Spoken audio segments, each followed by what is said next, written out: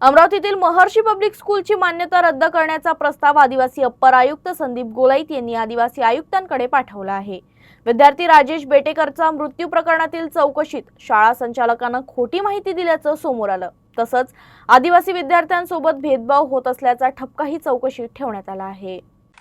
Amravati ring रोडवरील महर्षी public स्कूलमध्ये मेळघाटातील तब्बल 545 आदिवासी विद्यार्थी शिक्षण घेत आहेत। राजेश बापू बेटेकर हा या शाळेत 11वीच्या वर्गात शिकत होता। 14 ऑगस्ट रोजी राजेशची प्रकृती बिघडली।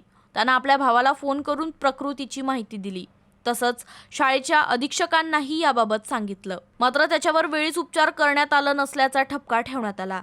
प्रकृती अधिक बिघडल्यानंतर 16 ऑगस्ट रोजी त्याला गावाकडे नेत असताना त्याचा मृत्यू झाला। या घटनेनंतर आदिवासी अप्पर आयुक्त संदीप गोलाईत यांनी शाळेची पाहणी करत चौकशी केली। यावेळी शाळा संचालक प्रशांत राठी यांनी राजेश कोणालाही न सांगता 14 ऑगस्ट रोजी शाळेतून गावी निघून गेल्याची माहिती दिली होती। मात्र चौकशीत ही माहिती खोटी असल्याचं समोर आल्याचं अप्पर आयुक्तांनी सांगितलं। चौकशीत शाळेत आदिवासी विद्यार्थ्यांना इतर विद्यार्थ्यांसोबत बसवलं जात नसल्याचं तसंच विद्यार्थ्यांसोबत भेदभाव केला जात असल्याचंही समोर आलं। त्यामुळे महर्षी पब्लिक स्कूलची मान्यता तात्काळ रद्द करण्यात यावी असा प्रस्ताव अप्पर आयुक्त संदीप गोलाईत यांनी आदिवासी आयुक्त मुंबई यांच्याकडे पाठवला आहे।